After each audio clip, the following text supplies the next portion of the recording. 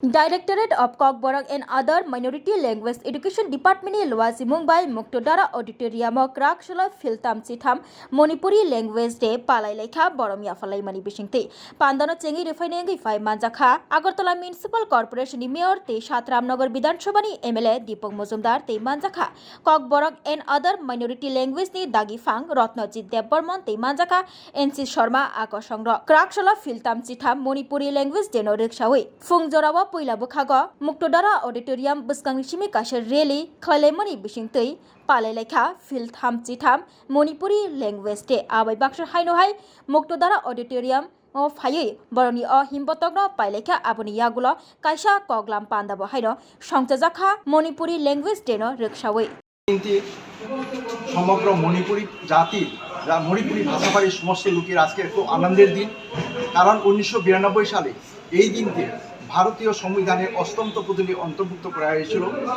ভারতীয় সংবিধানে যখন 1992 সালে মণিপুরি ভাষা অন্তর্ভুক্ত করেছিল সেই সময় নেপালি এবং কোঙ্কনি ভাষাকেও অন্তর্ভুক্ত করা হয়েছিল।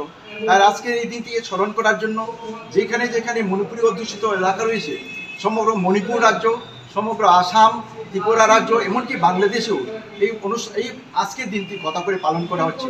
আমাদের উদ্দেশ্য, আমাদের যেহেতু আমরা একটা মণিপুরি সোসাইটি, আমাদের ভাষা, আমাদের সংস্কৃতি সম্পূর্ণ আলাদা।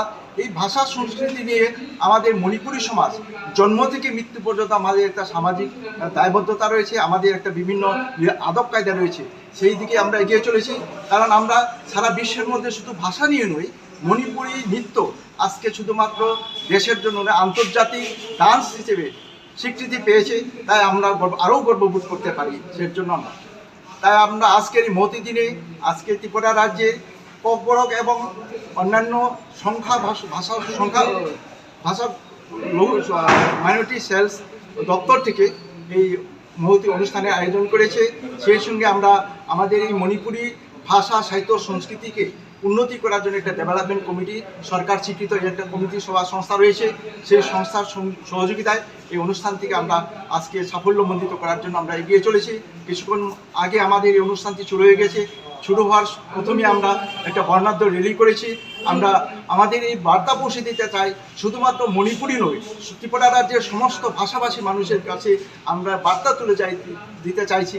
আমরা মাতৃভাষার যেমন মণিপুরিরা যেভাবে সম্মান দিচ্ছে, আমরা অন্যান্য জাতিরও যাতে এইভাবে আমাদের মাতৃভাষাকে সম্মান প্রদর্শন করে। কারণ আমরা আজকে এই দিনে আমরা আজকে শপথ গ্রহণ করেছি, সমস্ত আমরা বার্তা দিতে চাইছি সমস্ত মাতৃভাষায় নিজ নিজ মাতৃভাষায় কথা বলার অধিকার, লেখার অধিকার, সঙ্গীত দেওয়ার অধিকার। আমরা আজকে এই দিনে শপথ করেছি মণিপুরি ভাষায় গাইব, মণিপুরি ভাষায় বলবো, মণিপুরি হরফে আমরা লিখতে শিখব, মণিপুরি ভাষায় আমরা দেশাত্মবোধক গান গাইব। তাহলে আমাদের শুধু ত্রিপুরা রাজ্য নয়, আমরা চাইছি সমগ্র ভারতবর্ষের মধ্যে একটা ঐক্য সংহতি গড়ে তুলুক।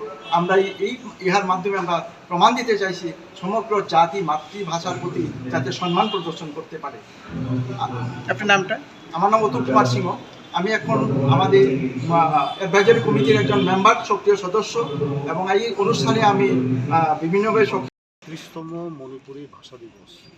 তো এটার অঙ্গ হিসাবে আমরা প্রথমে সকাল মোটামুটি 11:30 থেকে 12:15 পর্যন্ত র্যালি ছিল।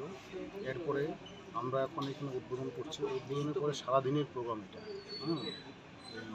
কবি সম্মেলন হবে এবং এটা শেষ হবে সন্ধ্যা সাংস্কৃতিক অনুষ্ঠানের মাধ্যমে। Whole day program. দুপুরে একটু লাঞ্চের ব্যবস্থা আছে, ছোট্ট একটু লাঞ্চের ব্যবস্থা আছে। মূল মেসেজটা কি থাকবে, বার্তাটা, মূল মেসেজ? এটা ভাষা দিবস প্রত্যেক বছরই হয়। ভাষা দিবস উপলক্ষে এই ভাষাটাকে আরও একটু সমৃদ্ধ করা, উন্নত করা, এটাই মেইন উদ্দেশ্য। আপনার পরিচয়টা? আমার নাম রত্নজিৎ দেববর্মা, ডিরেক্টর kokborok।